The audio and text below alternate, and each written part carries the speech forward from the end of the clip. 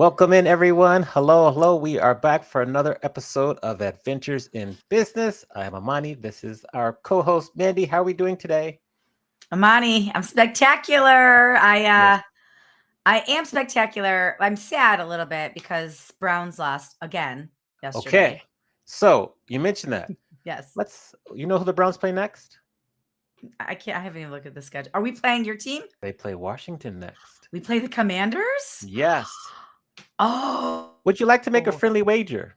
we should make a wager because we'll be together next week in Las Vegas. We will. The game will be over by the time you arrive. I think when you leave, when you're leaving, the game will be over. But yes, I strategically booked my ticket to leave after the game is over. good. So yeah, I've I been. know. Which Yeah. so if the Browns win, what should I do? And if the Commanders win, what do you have to do? Well, I already know what I would do for you. Okay. I think that I should find a pancake house in Las Oh, Vegas and buy you a gift certificate to it since you are madly in love with pancakes. I think okay.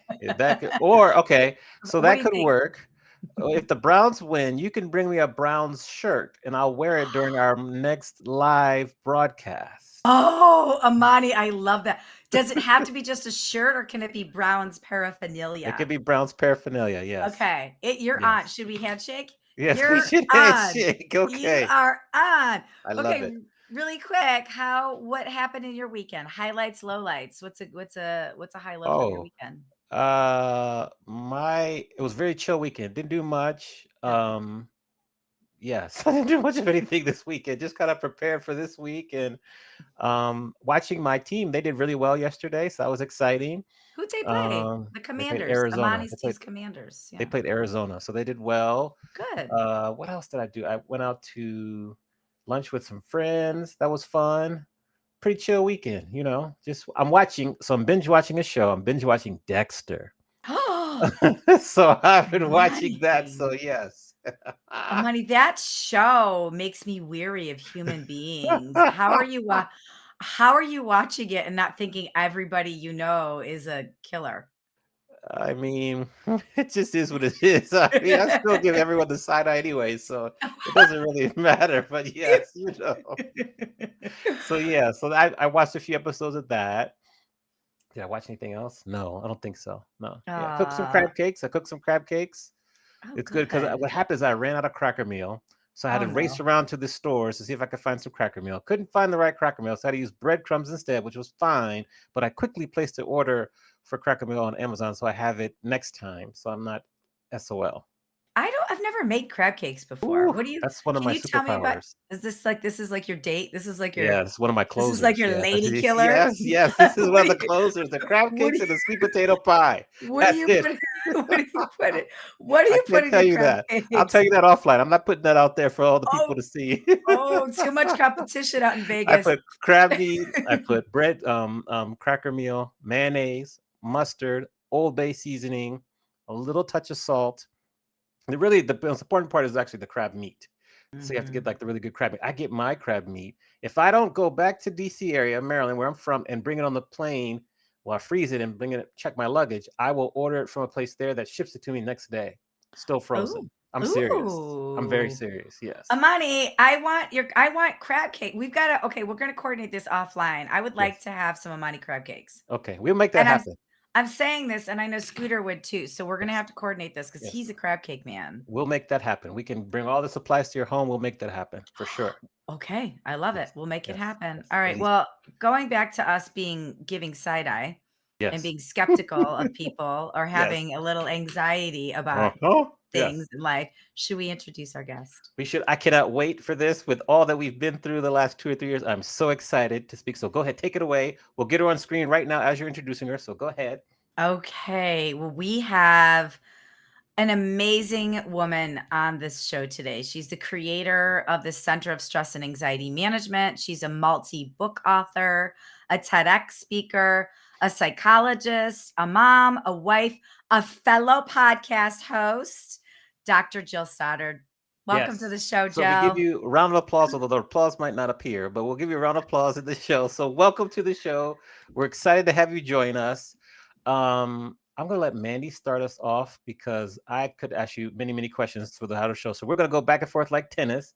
Mandy, what's the first question you want to ask Dr. Stoddard? We'll call you Jill here, but Definitely call me officially, Jill. people, put some respect on her name. It's Dr. Jill Stoddard. So go ahead. Uh, Jill, thank you for being on the show.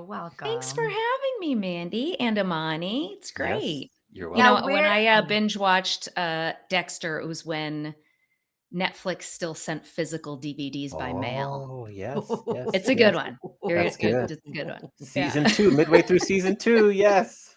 So Oh, good. snap. I want to know, well, first of all, thanks for being on the show. And I think we've got an anniversary. You just celebrated 1 year of your Imposter No More book. Is that right? That's exactly right. September 19th, the book was 1 year old, and September 19th is also my wedding anniversary. So I Okay. celebrated 15 years of marriage on the same day, and I actually Okay. have it tattooed. Oh, Can you see nice. that? Oh, 919. So I know this is very cliche, but what's been the key to lasting 15 years in marriage?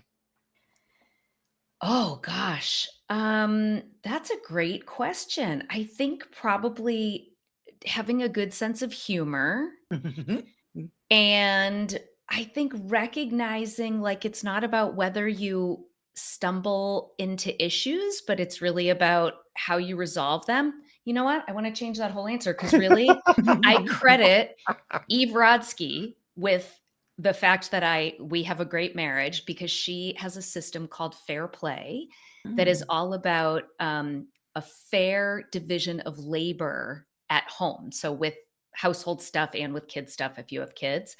And because I will be honest, in the early days we hit some bumps Mm, because we did not have an even distribution in the home, and then Eve taught us how to do that, and it has been smooth sailing since then. So that is what I would say. interesting.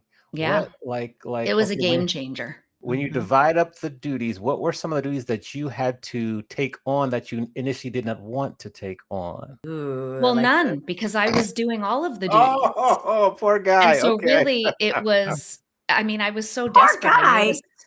Yeah. Poor girl. I'm just Poor saying, girl. explain though. Keep going, and then I'll respond. This is going to be a spicy episode. Go It ahead. is. Well, it's funny. So I had Eve on my podcast, and I had her on a couple different times. And before her second appearance, I checked in with my husband to say, "How have you felt about all of this? Did you feel really put upon that you suddenly were doing more sort of chores than you were in the past?" And he said, "No, not at all, because now it's like I know what my jobs are and I do them and it's fine. And we're so much better because of it that it really was worth it." So he is just as much on board with the fair play system Mm, as I okay. am. Carry on, Yeah. Manny. Okay. I like Mhm. the fair play system. It's funny. I do have a couple questions, but I want to hang here for a second because I think, when my husband and I got together, we had already been living separately for so long. We were older, right? So Yeah. he had his own systems, I had my own. And I don't know, Jill, if this happened with you, but when we got together, I found myself taking everything on. And Yeah. I think, so I'm curious for you, I think it was because I grew up in the Midwest. That's what you did. The woman took care of everything and took care of the husband. But that was not very relevant in 2010 when we got together. But I think I modeled that behavior. So why did you take everything on, and was it some of that or was it something else? Yeah, I mean, honestly, I think it's just patriarchal culture, right? It's just sort of Mm, the roles that we kind of naturally fall into, not because we're naturally better or worse at anything, but because culturally that's just what we're taught to do without even realizing it. And then of course there's things that happen. I think, if you have kids, when kids are born, if you're breastfeeding, the mom has to do that, so there's mhm, certain things that women tend to take on, and it becomes I don't know, it sort of just takes on a life of its own, and it can become very uneven. And, even in heterosexual relationships, the research shows even with men wanting to do more and doing more than they've ever done before, women are still doing 60 to 70%, even when they work outside the home, even when they're primary breadwinners. So I mhm. think it's just sort of like baked into our culture, and we have to like actively make choices to like flip the script and do things differently. Yeah, I agree. That's something I've actively worked and we are fair play all the way here in the Graziano house, but it's a chore to work on and to Yeah. let go and all that other stuff. So Yeah. I want to go to a place that you talk about a lot. You talk a lot about fraud to fearless. So what do you mean by this? Well, so, what people think of as imposter syndrome is this feeling of phoniness, that you're not as competent as other people think you are, that somehow you don't deserve the position that you're in. And any minute, everybody's going to figure it out. They're going to figure out you don't really know what you're doing, that you don't really belong in the position. And, so it's that feeling like I'm going to be outed as a fraud. Mm, And the fierce, like from fraud to fierce, is basically understanding that those feelings are completely normal. Like the research on this varies a lot, but the prevalence rates typically run between 40 to 70% in most studies. So that's most of us. And, so if most of us are experiencing this, let's first say it's not a syndrome, because that mm, would make it a disorder, a disease, a pathology, which of course, if everyone has it, it's just normal. Um, we also think that it's more common among people who have had experiences of marginalization. So also that means it's not a syndrome. And in fact, when this phenomenon was first identified, it was called the imposter phenomenon. Mm. That was the late mm, 70s. And the two women who identified it, Pauline Clance and Suzanne Imes, they thought it only affected high achieving women. So isn't it interesting that a phenomenon that existed in like badass high achieving women, our culture immediately started calling it a syndrome, right? Like mm. pathologizing it. So there's like sexism baked in, like we're back to patriarchal culture issues.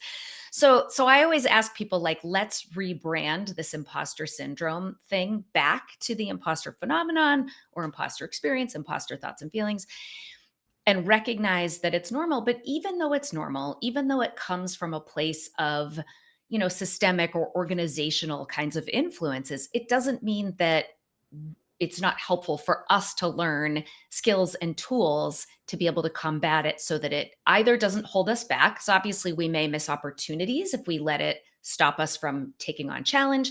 But what a lot of people do, and I bet you guys will recognize this, is they get on that like hamster wheel of achievement trying to outrun it. Like, if I Mm. just do this one big Mm. thing, if this thing, that thing, this, Mm. then I'll feel legitimate. Then I'll feel like I'm not a fraud. And that simply doesn't happen.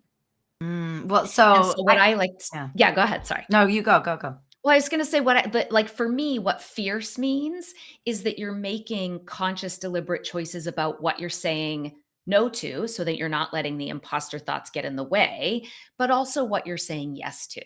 So they're not causing you to, work to the point of burnout because you're trying so hard to outrun it. Mm. I'm so glad you brought the part up about the achieving, and if I just achieve this, then I won't be an imposter anymore. And I know you cover a lot of this in your book, Imposter No More. But if people are listening or watching this right now and they're feeling this imposter phenomenon, what is a quick exercise or a quick tool without giving away all the secrets to the kingdom? But like, what is a quick exercise or tool they can do with themselves that might tamper that imposter phenomenon just a little bit? Well, I think what it's really about is cultivating psychological flexibility. And what Mm, that means is it's our ability to be in this moment, aware of and open to all of our internal experiences. So what we're thinking, what we're emotionally feeling, what we're physically feeling, urges. So aware of those things, open to those things, and then making a conscious, deliberate choice to act or not act, like to do a thing or not do a thing, based on our deeply held values. So who we want to be, how we want to be, how we want to show up in the world. And in order to cultivate psychological flexibility, one of the most powerful things that we can learn to do to get better at is to get comfortable being uncomfortable. So we can now, like, I like to start this with some easy practices and then, of course, work our way up to the really hard stuff. But we can do this really quickly right now. If all of us, like, if you guys just fold your hands, and anyone watching or listening, fold your hands the way that feels comfortable and notice how it feels. And then switch your fingers so they're one off. So it's like the funny feeling way. mhm. And notice how that feels. And can you sit and open and allow. And I'll sometimes give people like a little mantra that you can like repeat in your head. This is uncomfortable, but it's just a feeling. It's not dangerous. It's temporary, and you can handle it. That's And good. like we could sit like this all day, and there's thousands of different ways that people can do this. I like to start using people's senses. So this is tactile. You can do it with food. I don't make them, but in my practice, Bean Boozled jelly beans together, which are like, it might be pomegranate flavor and it might be an old dirty bandage. And it's all this like just trying to like build these willingness muscles. And if you think about how many choices you make because you don't want to feel a certain thing or you're trying to feel a certain thing, and think about how much your life would be different if that didn't get to be in charge. Yeah, that's a great exercise. I love Yes. that. Yeah. So just kind of continue with imposter syndrome. What's like, I don't say treatment, but how do you advise people when you constantly see them in a state of worry? They're worried about their health. They're worried about getting older. They're worried about being alone. They're worried about their next promotion. What kind of advice do you share, or how do you help them through that state, which can be Yeah. another hamster wheel? It definitely can be another hamster wheel, or I think of it as a treadmill where you're working really hard but not getting anywhere new. Right? That like it's a lot of work to engage in all that worry, but it doesn't really get you anywhere. And I mean, so there's a couple different things. One is I like to really normalize this, that like we were literally designed to worry. So if you think about, early humans coming out of their cave, and maybe there's like a vague figure in the distance and they're not really sure what it is, and maybe it's a bear, maybe it's a blueberry bush, they don't really know. If you're a worrier, if you think, I think it might be a bear, I don't really want to take my chances, I'm going to go back into my cave, better to be safe than sorry, and it was really a blueberry bush, then you miss breakfast, right? But if you're like, oh, it's fine, I'll take my chances, and you go and it's a bear, then you become breakfast. Mhm. And so if you think about, the fittest who survived, those who were more likely to play it safe, who worried about what might be up around the corner, who avoided uncertainty and ambiguity, or tried to, worrying often is trying to like solve a problem in your brain, often before it happens, but that's part of what the function is. And this is just what our brains are designed to do. Like if I said to you guys, okay, let's see, what does this bottle cap and this, what is this? These AirPods, like what do these two things have in common? Watch what your brain does. It's coming up with an answer as we speak. And I literally just picked up two completely arbitrary objects off my desk. And I've had people reach out to me days after I've done a talk and we'll use this exercise. And they're like, I'm still trying to figure out what the pencil sharpener and the book have in common. And that's exactly the point, is our brains don't like to quit until we can solve a problem. Back on the treadmill. And because if you can figure out whether that was a bear or a blueberry bush, not only are you do you not become breakfast, but you also don't miss breakfast, because you can, figure out how to get back out and eat. So we are evolutionarily designed to be cautious, to worry. And so that's kind of the first thing, is like really normalizing that this has a purpose. It doesn't mean that you're broken in some way because you worry. The second piece would be really understanding, like, what are you doing or not doing when this shows up? And what function does that serve? And really, what function does the worry serve? Because often the worry is meant to prevent catastrophe, to give a person a sense of control, a sense of certainty. And because everything we do or don't do, it works, or we wouldn't do it, right? We all know procrastination isn't good for us, but the minute you give yourself permission to put off a dreaded task, what do you get? Relief, right? Now, the next day you have the same amount to do and less time to do it. So it doesn't work in the long term, but it works in the short term. The same is true of worrying. It gives us something in the moment. So being able to identify what that function is. And if this behavior has no cost, then there's nothing that needs to be done. But if it has a cost, then the alternative would be understanding, like, what is this worry getting me and what can I do instead?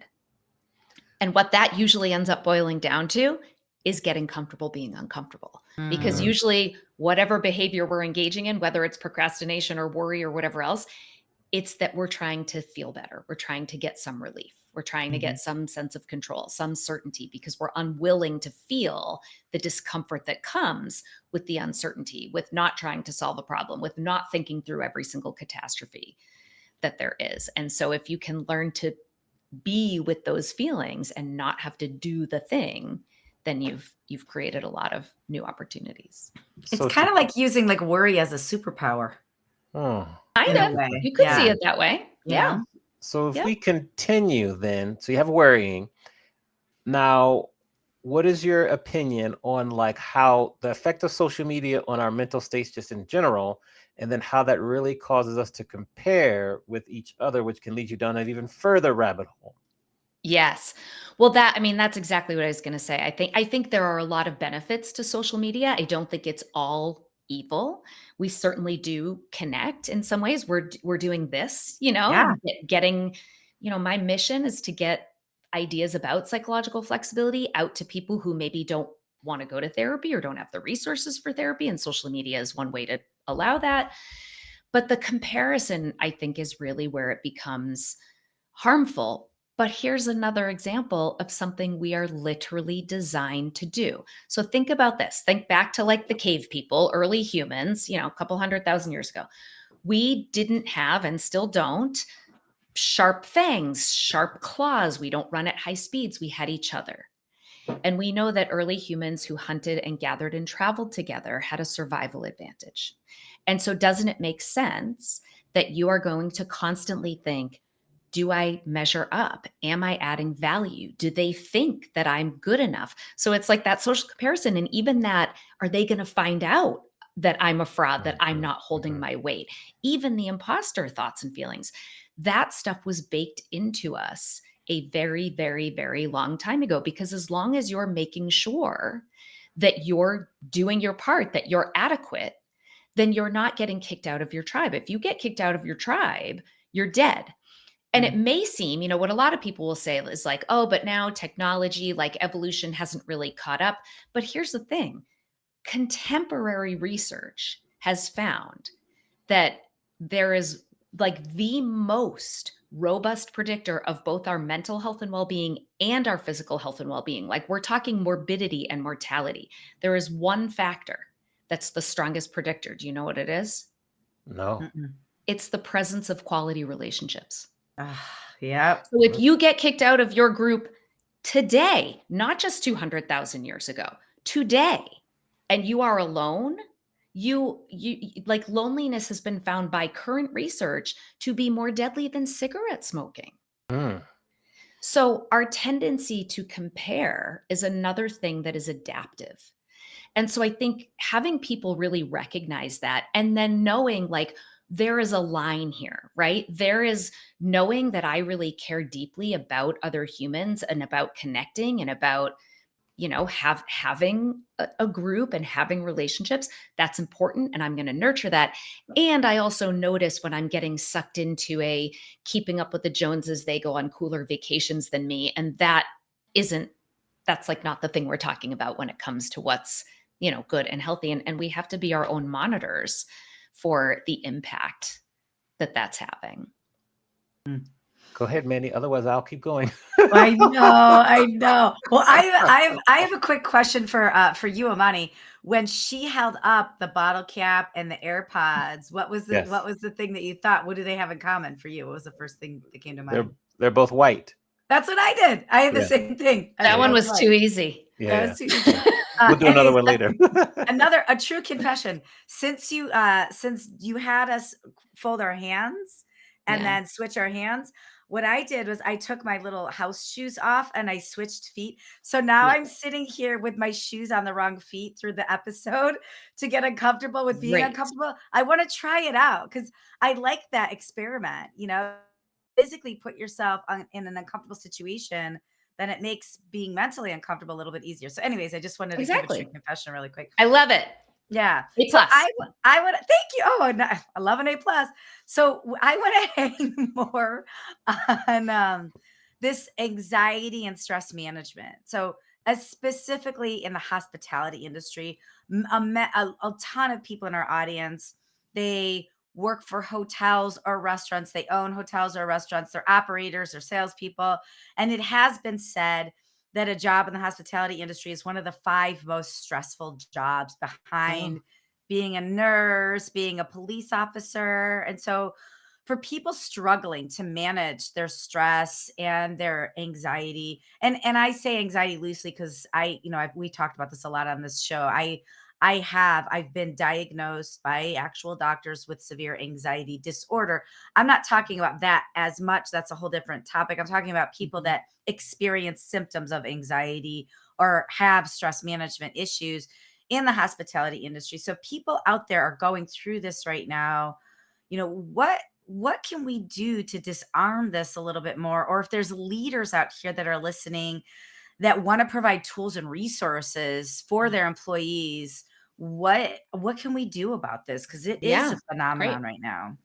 Well, you're gonna think I'm a broken record or like a one-trick pony because my answer to this is a little similar to what I've already said, because the first piece is recognizing the parts of this that are normal and baked in. But the reason I'm saying that specifically is, I'm going to give you a metaphor because I think that's going to make it click for people much more. Let's say I have a machine. It's kind of like a lie detector machine, but I hook you up to it and it can detect how stressed you are or anxious. Okay. And I say, as long as you don't get stressed or anxious, you'll be totally fine. But if you do get stressed or anxious, it's going to deliver a lethal shock and you're going to die. But just don't get stressed and you're going to be totally fine. What's going to happen? You're gonna die. Yes, you're gonna That's right. die. That's right. Yeah. You're going to die. And it's so it's not because the incentive isn't high enough, because we know our life is the biggest incentive that we have.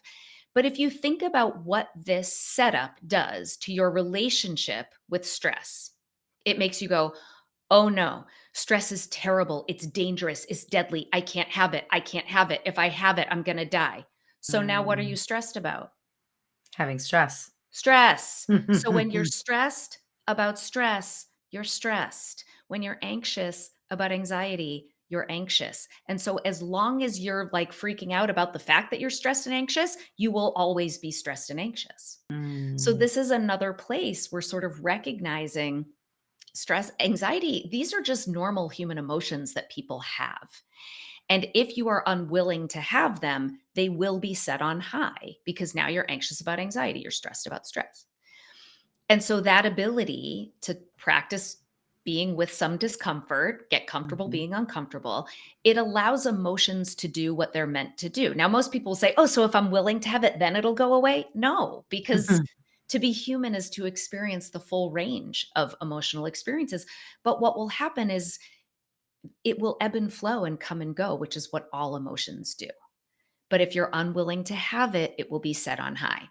The other thing I would recommend is to watch Kelly McGonigal's amazing TED Talk about stress. She wrote a whole book, The Upside of Stress, but this is an 18-minute version if you don't want to read like a 400-page book.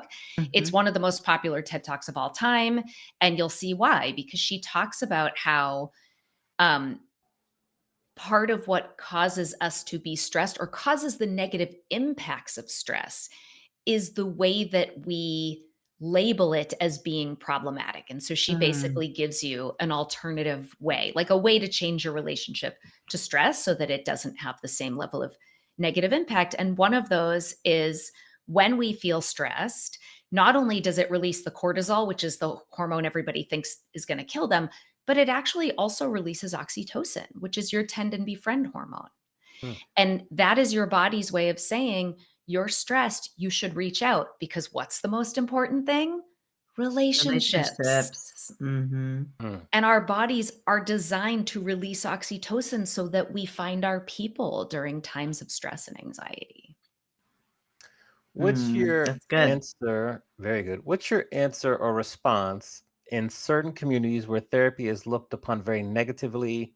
It's looked on as Mm. showing like weakness, particularly people of color. What's your message? Because I've run into numerous people who could benefit greatly from therapy, but they just look at it upon a sign of weakness. What's your message Yeah. to people like that community? I mean, I think I guess you answered the question. I was gonna say I would want to know what it is because I think there are assumptions and preconceived notions about what therapy is like and what it's about. And I think in a lot of those communities, it's like, I don't want to air my dirty laundry to a stranger. Like culturally, that's just not what we do. And, most contemporary therapies, especially the ones that are evidence-based, are meant to be relatively short term, and they're often focused on present day skills and tools. So it's not a lot of like delving in way back into your childhood and talking about every painful thing that ever happened to you. And, if that is something you may wanna do that eventually, but if that's the thing that's kind of getting in the way of doing something that could be incredibly beneficial, it doesn't have to look like that. So, certain types of therapy, like cognitive behavioral therapy, the therapy that I do and live in my life and credit it for having an amazing, not pain-free, but amazing, fulfilling, meaningful life, is acceptance and commitment therapy. Mhm. And ACT as a therapy that's designed, you talk about what your values are, about what you want your life to look like, what kind of person you want to be, how you want to show up in the world. And then we look at what gets in the way of that, typically certain thoughts and feelings, and how to change your relationship to those thoughts and feelings so that they're no longer holding you back. And so, everyone that I've treated in therapy, the people who come sort of scared or intimidated or don't know what to expect, find this to be refreshingly like accessible and not intimidating and just not at all what they thought it was going to be. But they have to be willing to Yeah. tolerate the initial discomfort of the Mhm. Yeah. uncertainty and the stigma. But I have like a lot of older people coming to therapy. And so I see the stigma changing. Good. Yeah. And I see more people of color. I see, people from older generations where that stigma has been more of a Yeah. problem. Yeah. That's interesting because that's good. That's good. Now, kind of flipping the page or whatever, you also speak. So what's been the toughest thing you've had to go through personally to grow your speaking career, and how do you relate those lessons to your therapy practice? Oh gosh. Well, Amani, that's a hard one to answer because I am right smack dab in the middle of trying to grow my Mhm. speaking career. I've done lots and lots of like webinars and workshops for mental health professionals, but right now, I mean, my goal for 2025 really is doing more like Mm, keynoting and corporate kind of talk. So maybe check back with me in a mm, year and okay. I'll let I'll be better able to We'll help you. We're on the same answer journey. We'll that help you question. with that. Yes, we'll help you with Yeah, that. that would be great. That would be great. But I 'Cause think, the thing that I had to get over to become the speaker I am today, which I think is a much better speaker today than I was many years ago, is a willingness to really show up authentically. I think the best talks are those that, I show up as a storyteller, and my goal is to create a transformative experience for the audience that's based in science, but that uses like really accessible everyday tools and skills.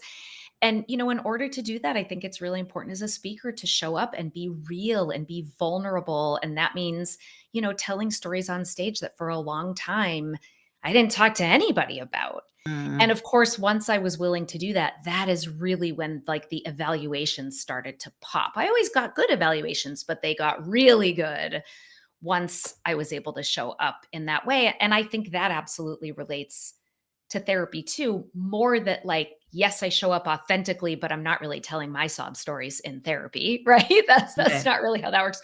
But I think what I'm doing is really encouraging my clients to be willing to show up authentically and vulnerably, because that's the same way that's how a speaker makes a connection with an audience. Mhm, That's how all of us as humans make connections with each other. Mm. mm, I think I've seen you write a bit about acceptance and commitment, and you talk about goals and values. So, Mm. what, in your opinion, is the difference between goals and values, or how would you define goals and Yeah. values? Well, they're related, but they're different. So, a goal, we all know what a goal is. A goal is like a thing you can check off your to do list, but a value is more a quality that you embody. So let's say, for example, it's like being a good mom is something that's important to me. So you could say parenting would be like a valued domain. And then my goal or my action that might be kind of within that domain is, you know what, I'm going to have us start doing Sunday night dinner and game night as a way that we can connect, right? That's a goal. Like, oh, did I do that this week? Yes, check it off a list. But if I'm showing up to that, scrolling through social media on my phone, not being present, not paying attention, that's where the values are really missing. The values are the qualities you embody. So am I going to show up and be present, loving, playful, kind, affectionate, whatever the qualities are that feel important to me as a mom in that particular context? Or like I like to shorthand it as the me I want to be. Mm. Or even better is the me I want to be in this one moment, because we only have the moment. And if you picture the word moment, the word me is right in the middle of it. So like you can just get a visual of the word moment and a capital me, like who's the me I want to be in this moment? And that's values right there. What about those times when you aren't the me you want to be and you're not being the me you want to be? How do you put in speed bumps for that and course correct? Well, then you get to do the next right thing in the next moment, so if we're using that same example and I realize my phone is dinging and I'm getting my attention dragged, in the moment I realize it, I can put it down and I can also say, "Hey guys, I apologize. Like this is not how I want to show up to our family night." Or maybe I don't catch it until the next day. Or maybe I'm being really snappy and rude to everybody. And that's not how I want to show up to any of the humans in my life that I love. And so that might mean the next day I say, you know what? I was really tired and irritable last night and I did not show up the way I wanted to. I'm really sorry that I was snapping at you and I'm going to really try hard to do better next time. There's always a next present moment that you can choose to show up as the me you want to be. And we're going to fail constantly. We're Yeah. not perfect, that's okay. Mhm. We're works in progress. Yeah, we are. But what do we my are. kids say? Progress, not perfection. Yes, done Or is better than practice perfect. makes Yes. progress. Yeah. What are your favorite books? Since you mentioned a really good TED Talk, what are your favorite books that you love to recommend to people that want to maybe improve their mindset or they work on getting through anxiety or imposter syndrome? Well, Besides your book. I feel Besides your like book. I'm not supposed to recommend Besides your my book. own book. Yes. You Yes. should. In addition to your book. I have a real bias. Like I genuinely believe the best way to tackle this stuff is through cultivating psychological flexibility. It is an absolute game changer. And so really any book that is essentially an ACT book, an acceptance and commitment therapy book, that is aimed at whatever the struggle is a person is having, so I have a book that's for anxiety, women with anxiety, although everybody says it's not really for women. And then psychological flexibility for imposter syndrome, imposterism. But there's lots of other great books. If you look, New Harbinger is a publisher that publishes a lot of ACT books by great ACT writers and trainers.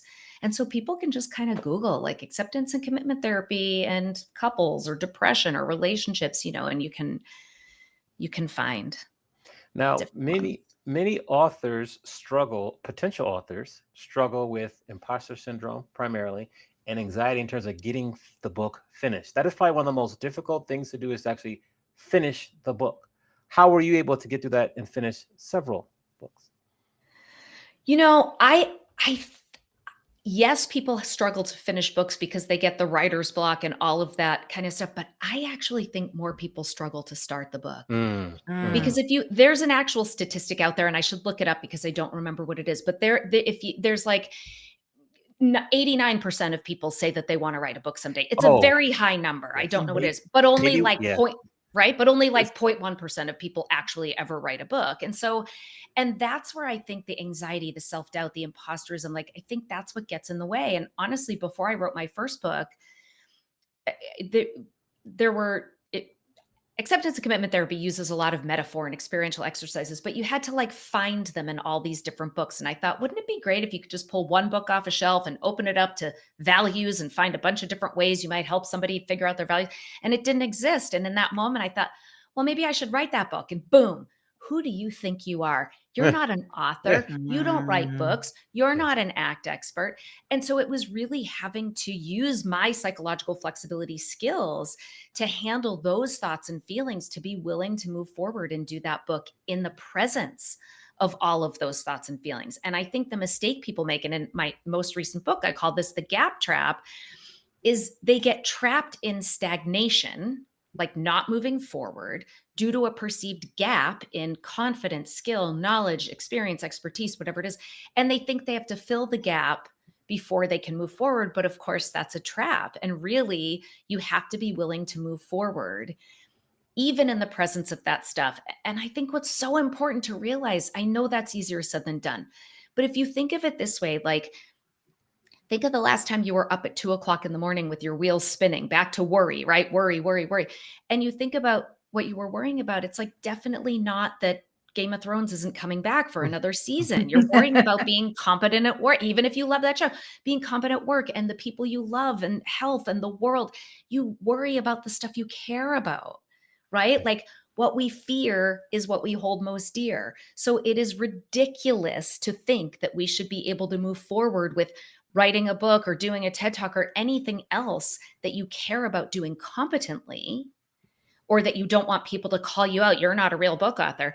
Of course, that's going to be scary. And it's ridiculous to think you should be able to like fix that before you move forward. So, and that's what psychological flexibility is all about. It's that willingness to do what really matters to you and cultivate a big, bold life and career, even in the presence of fear and self-doubt and anxiety and imposter thoughts and feelings. I think, Mandy, I think we should call this episode "Who Do You Think You Are?" Because Who do you that think you are? that saying, I've heard that for my own self. Who do you think you are writing a book about being a DJ when you're not the best? Or who do you think you are about all? I mean, that saying is common. Who do you think you are? So I'm Yeah. glad you said that. Um, we've come to the time in the show. The show's flying by. Fly Where by. Yeah. where we flip the script and you can ask myself and Mandy any question you want. Nothing is off limits. So, who do you want to ask the question to first? Oh, well, I'm going to ask you guys both the same question. So why don't I just Yes. ask the question and then you can decide who wants Oh, to take it. fun. Very It's well. fun. Just hypothetically, no. So I told you guys that like Asking for where a I'm friend. at. Asking for a friend. Of course, I'm going to ask a question that I want the answer to. Well, so as I said, I'm like working to build the speaker side of my business. And even though earlier I said there are some, pro beneficial sides to social media, if I'm being honest, I really don't like it at all. Agreed. And I would prefer to never have to use it. Maybe not never, but and as an author, you guys have written books, you're expected to have a platform if you write books. And if you're marketing anything, you're supposed to be doing that on social media. And so my question for you is, if a person didn't want to rely on social media, maybe was only willing to do it as like a bottom of the list way of marketing, what are your other favorite, or what do you think are the most effective ways that people can market and brand if they weren't doing social media? Okay. Mandy, I go first. You go You next. go first. No, you go first, Okay. Imani. Yeah. Okay. So I would give you 3 ways. Number 1 is appearing on podcasts. Just talking about your book and what you're doing, appearing on podcasts. Just make a Hold on, consistent. I'm going to take notes. Oh, you're gonna take notes. I got my little notebook right here. Oh, Appearing so on many podcasts. notebooks. So many Yes, yes. notebooks. That would be one. Number 2 would be creating some sort of lead magnet so you can just grow your email list. So when it comes time to do that, like I have my what R&B group are you? I think that's really good, like lead magnet, somewhere to kind of a quiz or something. Then number 3 would be what you're doing, just speaking in front of audience. It could be for free, it could be, for a smaller fee, and trying to spread the word that way, because then you'll get spin-off business and things like that. So those are my 3. Love it. Mandy, what additional items do you have that maybe I didn't share? Well, I have a couple, and then I have a PSA. So I think, I would get out there and I would go to some face-to-face either meetups or networking that have nothing to do with your industry. So, people that might, like I just talked about the hospitality industry. We need more education on anxiety and stress management and how to deal with it. Maybe you go to a networking event for your local chapter of HSMAI, which is Hospitality Sales and Marketing Association International. Or maybe it is in the Boston, Maine area. Maybe it is a local chapter of MPI, the Meeting Professionals International. Maybe you get in touch with their education director and say, hey, I know this is a big issue. Imposter phenomenon is an issue in the hospitality industry. Can I speak at your education event? I would just physically get out there face to face in industries other than your own, because what you have to offer, it satisfied so many other industries, and they're looking for solutions, especially in those high pressure cooker. I mean, I don't know if it's in the medical industry, if it's in the emergency nurse, probably emergency nurse conference, or Right. even the first responders. There's Uh-huh. so much that, so I would focus on that. But then my PSA to you is my PSA I share with everybody. Nobody really likes social media, right? Mhm. When you look at it as something you don't like, you're never going to like it. But here's the reality. We are in the attention economy. We used to be in the oil and gas economy. We used to be in all these different types of economy. Right now, the highest amount of attention is focused on social media. The power is in your pocket. So if you don't Mhm. personally like it because you don't want to scroll or have comparison syndrome or whatever, hire somebody to do your social media for you. But if you are a speaker, if you are selling any service or product, if you're a business owner, you have to have an online presence, Yeah. because there's a stat that just came out recently from Google that when people buy online, they look at a review 3 times or more before they buy. And think about it, whether you're buying a refrigerator or you're buying a trip to Zimbabwe or whatever it is, you're going on Yelp, you're looking at a doctor, you're going on all these Mhm. different things online. And if you are invisible online, you might as well be invisible in business. So Yeah. I think, speaking of getting uncomfortable, being uncomfortable, you should Ooh. probably Oh, I got to be practice what I preach. Ooh. practice what you Yes. preach. Be Yes. uncomfortable being Yes, queen. uncomfortable in the Yeah. social media space. It's the fastest, freest way to deliver your message. And Jill, your message is so strong. Like, you have so much good stuff to put out into the world. Yes, it should be monetized, but just for the pure virtue of giving people what they need, and people so desperately need your message. I Mm. would either hire somebody to to do it for you, to build some content for you, or just be like, okay, once a day, I'm going to be terribly uncomfortable. I'm going to post something once a day. And you don't have to Yeah. do all the platforms, but I would pick a platform and just sit in that. Yeah. Yeah. Yeah. Love it. Now, Thanks. Yeah. Super we, helpful. of course, we're going to take you back to Burlington, Vermont. We're going to Oh go back boy. to Oh, snap. Let's get 21 weird. year Let's get 21 weird. year old Jill. And we're going to sit down with her at the coffee shop, and we're going to ask Jill of now to give Jill of then advice based on everything you learned. What advice would you give your younger 21-year-old self? Ooh.